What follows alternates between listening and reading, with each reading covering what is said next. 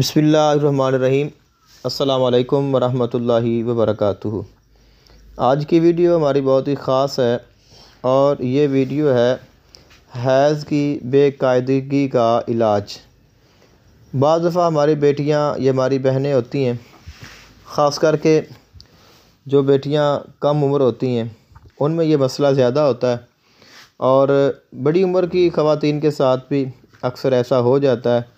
बाज़ दफ़ा हमल के बाद, बाज़ दफ़ा विलादत के बाद तो ये मसला हो जाता है। वो ये है कि हैज़ और निफास, यानी अमूमन जो महीने के बाद माहवारी आती है जिसको मेंसेस भी कहा जाता है, इसको हम हैज़ कहते हैं अरबी में।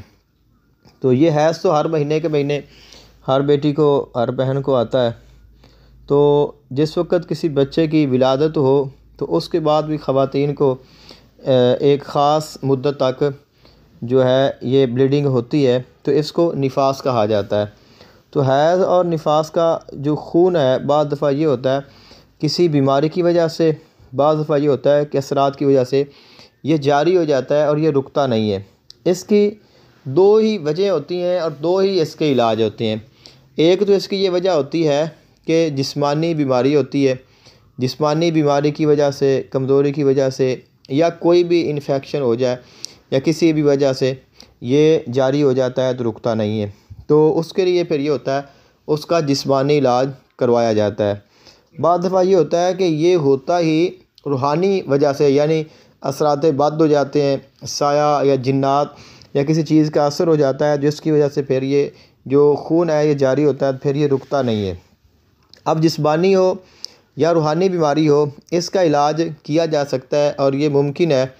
और इसका इलाज रूहानी तौर पे भी है, जिस्मानी तौर पे भी है।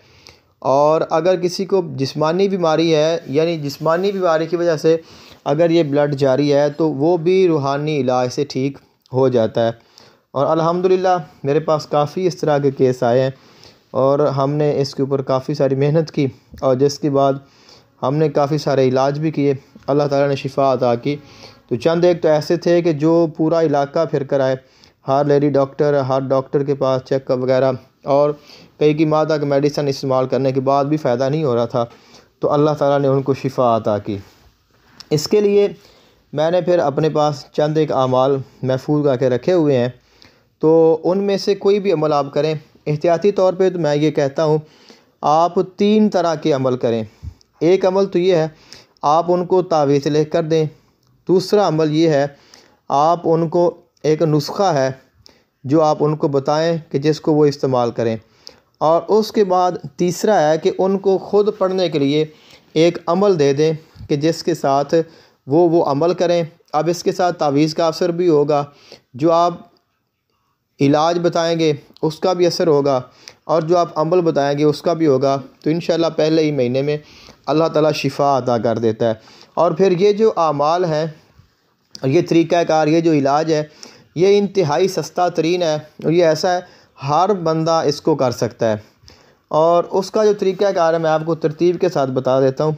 एक तावीज़ है हमारे पास और वो तावीज़ है इसमें या काबिदू का, इसमें या काबिदू की हमने ज़कात अदा की हुई है। चंद एक अहबाब और भी हैं जिनको हमने इसकी ज़कात अदा करवाई है। तो आपने अगर इसमें या काबिदू के नक़श की ज़कात अदा की है तो फिर आप इस नक़श से फ़ायदा उठा सकते हैं। और उसके बाद आप जब इस नक़श को लिखेंगे तो आपने ये जो नक्शे मुरब्बा है या काबिदू का, आप ये नक़श तहरीर करेंगे और उसके साथ चाहे आप दाईं साइड पे लिख लें या बाईं साइड पे लिख लें या उसके नीचे लिख लें। बेहतर ये है कि एक साइड पे आप नक़श बनाएं और उसकी दाईं साइड पे आप ये इबारत लिख लें, बिस्मिल्लाहिर्रहमानिर्रहीम, अल्लाहुम्मा सल्ली अला सय्यिदिना मुहम्मदिन व आलिही, या काबिदु अल्लज़ी यक़बिदु बस्तम खूने रवां अज़ शिकम फ़ुलां बिनते फ़ुलां।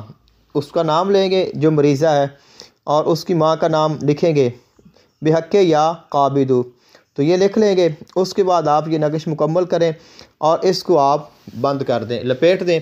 अगर आपके पास फुर्सत है, बल्कि कोशिश करें कि आप इस नक्श के ऊपर 903 मरतबा या काबिदु कम अज़ कम या काबिदु पढ़कर दम करें। और उसके बाद इसको आपने चांदी या तांबे के खोल में बंद करवाना है और उसके बाद आप जो मरीज़ा है उसको देना है कि वो अपने पेट के ऊपर इसको बांध लें। और ये उनको आपने नक्श दे दिया। उसके बाद आपने ये करना है कि आपने 7 अदद लौंग मंगवाने हैं, आम मिल जाते हैं, और वो आपने लौंग लेने हैं जिनका जो फूल है वो टूटा हुआ ना हो। इनके ऊपर एक कैप होती है और जो असल में इसका फूल होता है, तो वो आपने लौंग लेने हैं जिनकी कैप या उनका फूल जो है वो बिल्कुल सही हो, दुरुस्त हो, टूटा हुआ ना हो। और उसके ऊपर आपने 101 मरतबा सूरह फातिहा पढ़नी है और आपने उसको दम कर देना है। और वो लौंग आपने उस पानी में डाल देने हैं और उस पानी को आपने गिलास में डाल दें, बोतल में डाल दें। कोशिश करें कि शीशे का बर्तन हो जिसमें आप ये पानी रखें। ये जो बोतल होती है प्लास्टिक की जो इस्तेमाल करते हैं, वैसे इसको इस्तेमाल नहीं करना चाहिए, ये एक बार ही इस्तेमाल होती है, तो इससे बेहतर है कि आप गुरेज़ करें। लेकिन ज़्यादातर लोग इसको इस्तेमाल करते हैं, मगर ये हमारा टॉपिक नहीं है। कोशिश करें कि शीशे का बर्तन हो जिसमें आप इसको रखें या फिर वो मिट्टी का बर्तन हो। उसके बाद आपने उस मरीज़ को, जो मरीज़ा है, उसको आपने बताना है कि आपने ये पानी रोज़ाना पीना है। कोशिश करें कि सुबह शाम पी लें या सुबह दोपहर शाम पी लें।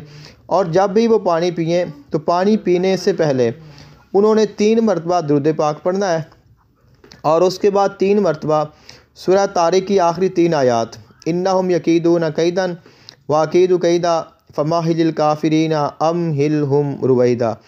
और उसके बाद 3 मरतबा सूरत इखलास आपने कहना है कि वो पढ़ें।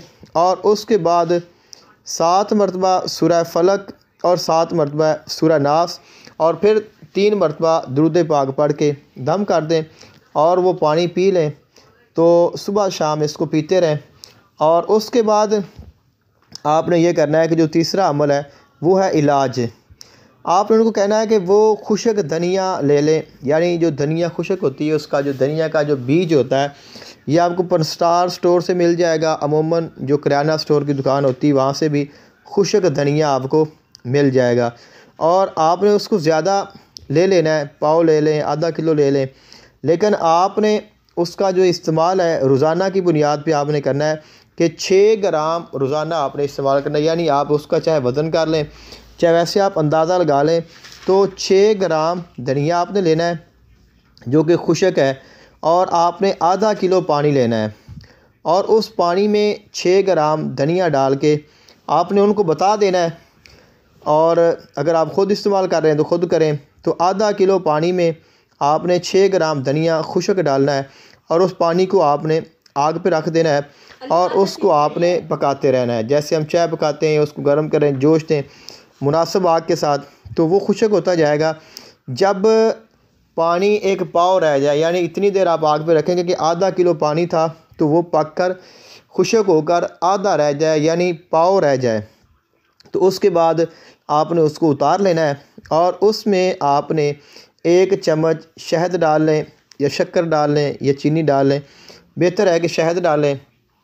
और वो पानी नीम गर्म पीना है, यानी बिल्कुल ठंडा भी ना हो, फुल गर्म भी ना हो, तो नीम गर्म जो पानी है वो पिलाते रहें। और ये 20 दिन तक उनको कहना है कि आपने वो बिला नागा ये अमल करें। तो इंशाल्लाह ये 3 अमल करने के साथ अल्लाह ताला यकीनी शिफा अता कर देता है और ये बेहतरीन है, मुजर्रब है और अल्हम्दुलिल्लाह इसके साथ काफ़ी सारे लोगों को फ़ायदा भी हुआ है। तो आप इसको, अगर आप इन चीज़ों के आमिल हैं, आपको इसकी इजाज़त है, तो आप ये अमल करें। अल्लाह ताला आप सबको खैर आफ़ियत अता फ़रमाए और अल्लाह ताला जो भी इस मर्ज़ में मुब्तला है उनको शिफा अता करे। मुझे अपने दुआ में याद रखिएगा। जज़ाकल्लाहु खैरन। अस्सलामु अलैकुम व रहमतुल्लाहि व बरकातुहू।